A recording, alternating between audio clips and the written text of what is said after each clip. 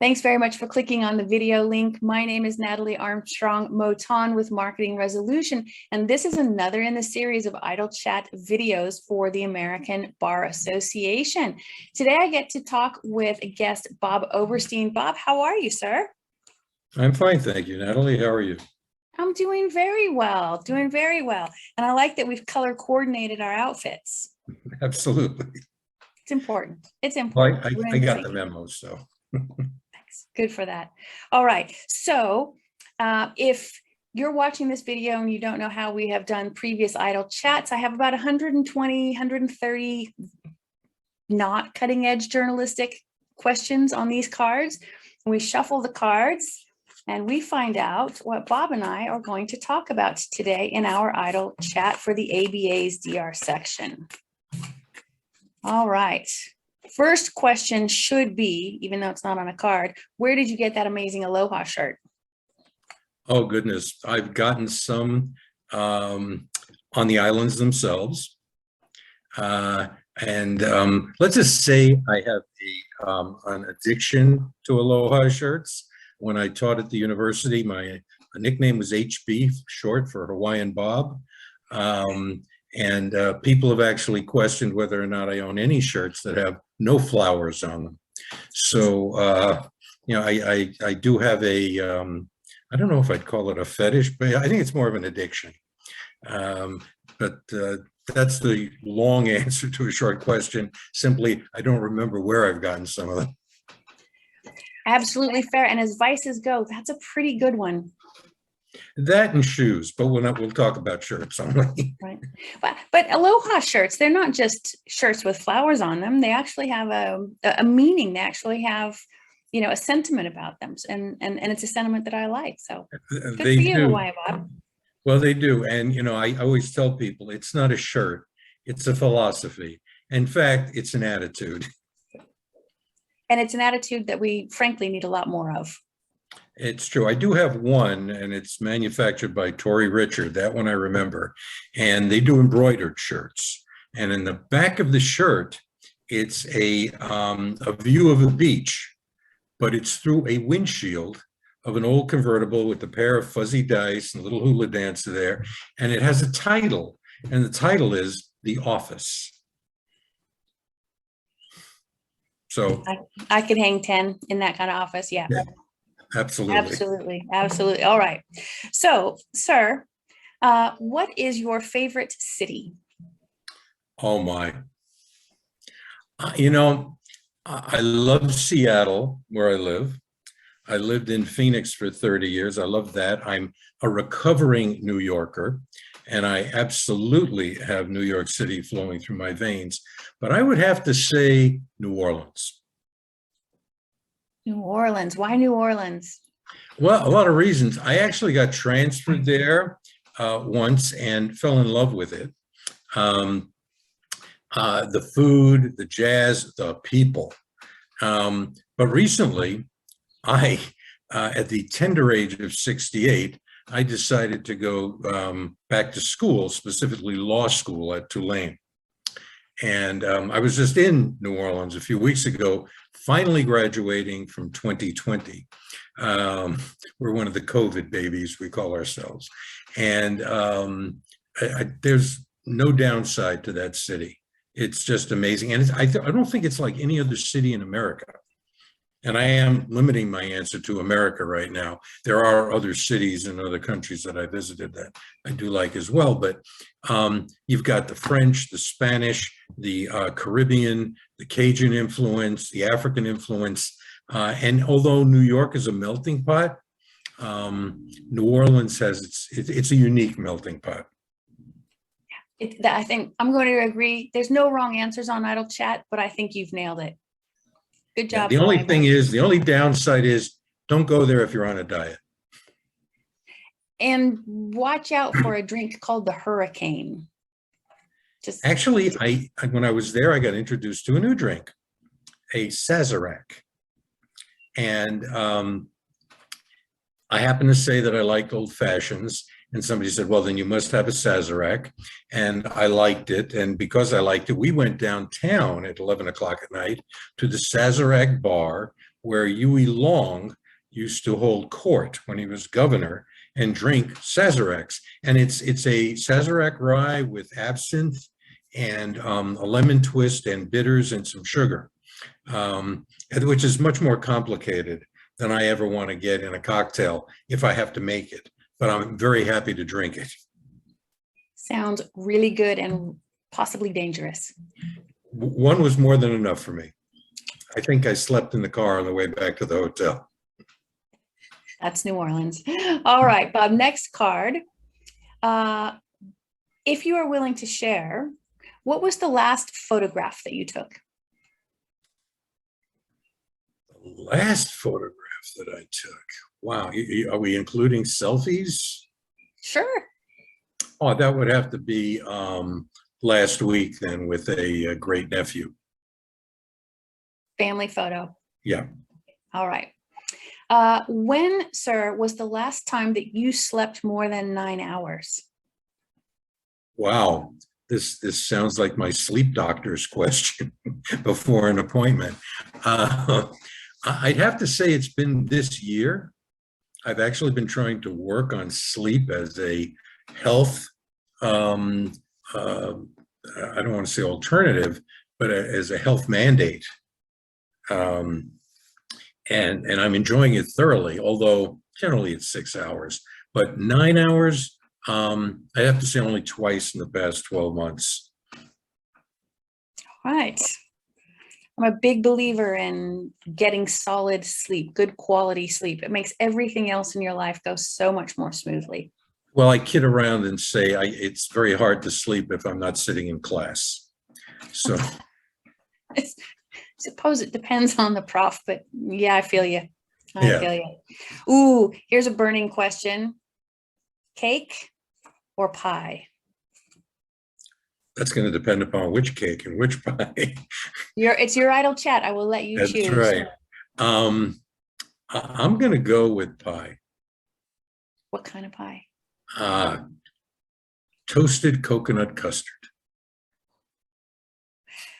Bob, you're making me hungry, Bob.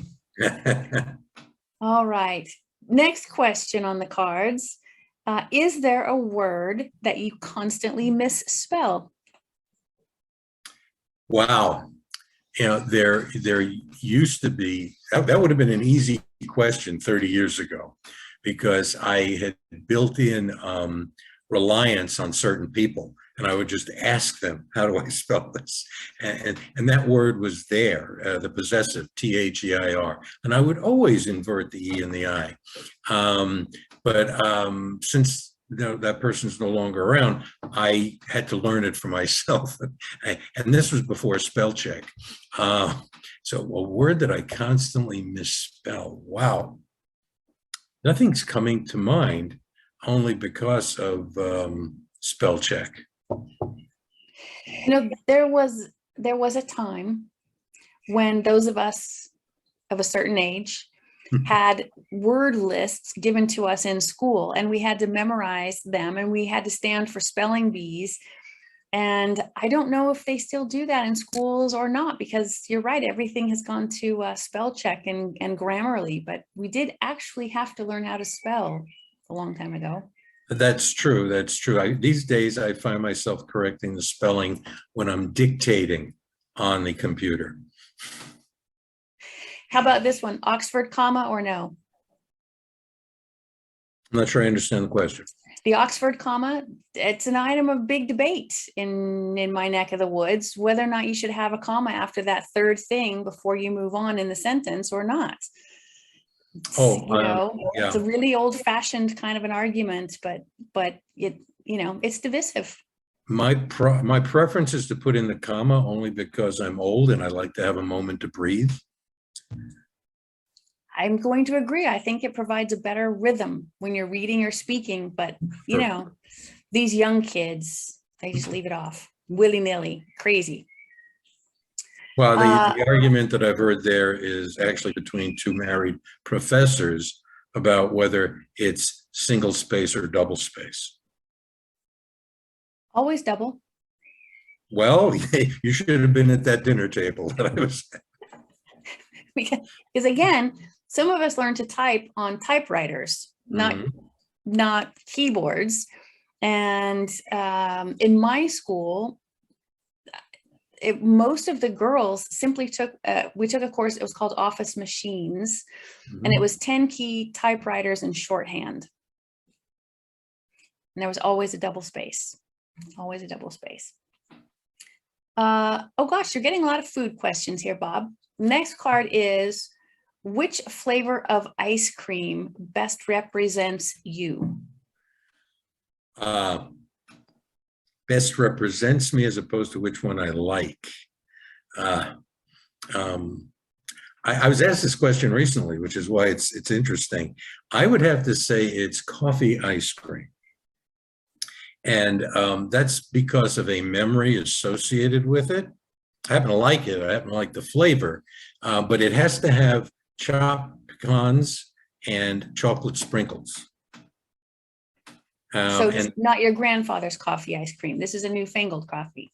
No, actually, I have some amazing memories about when I was extremely young.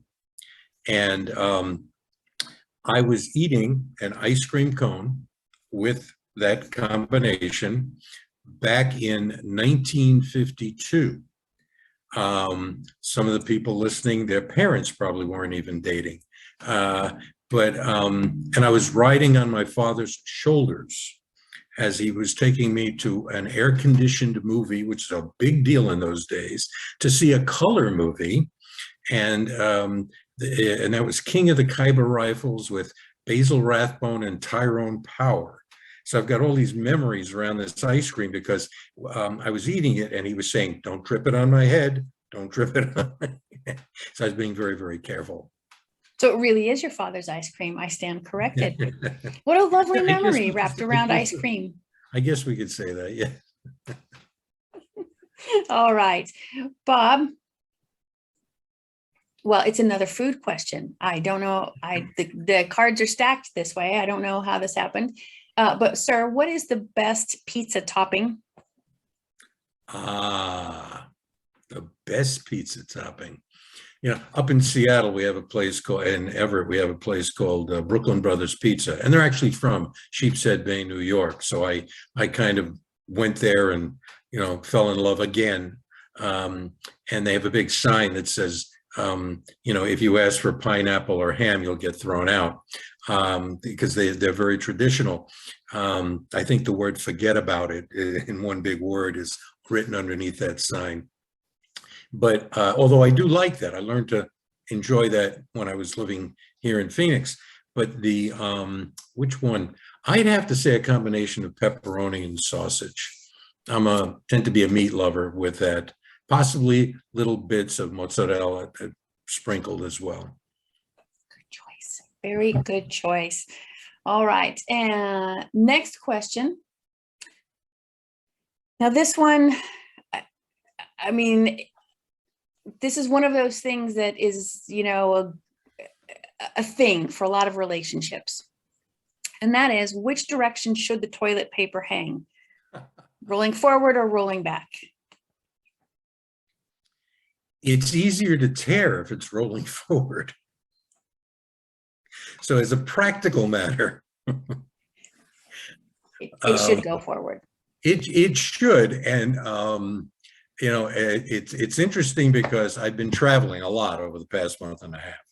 So you get to enjoy the fact that, I guess enjoy is the right word, that some places like Panera or Starbucks or the hotel you're staying at did it differently. And so I've actually had a chance to appreciate the fact that over is better than under for me. Now, maybe somebody's a lefty and it's on the right side and tearing up works. I don't know. Possibly. I'm going to go ahead and agree with you. And I think that it's basic engineering and that you're correct. Absolutely. And Bob, I'm going to ask you this last question. It's the same last question I always ask. And that is, what do you love most about the industry that we work in? Oh, you never know what the weather's going to be like before you walk in the room. You don't know if you need snow boots, an umbrella, a bathing suit. The only thing you do know, and it's very rare that this doesn't happen, is that you're probably going to need something to detoxify with when you walk out of the room. But otherwise, it's constantly a learning experience. And it's always a test of your sense of humor. For sure. For sure. Well, Hawaii Bob, thank you so much for joining me for an idle chat. It was great fun getting to know you a bit. Likewise, good to know you a little bit better, Natalie, and I appreciate the opportunity. You're very welcome. Take care. And if you're watching this video on YouTube or on social media, be sure that you click on Bob's information to learn more about him and how he can help you in the resolution industry. Thanks very much. Be a good human.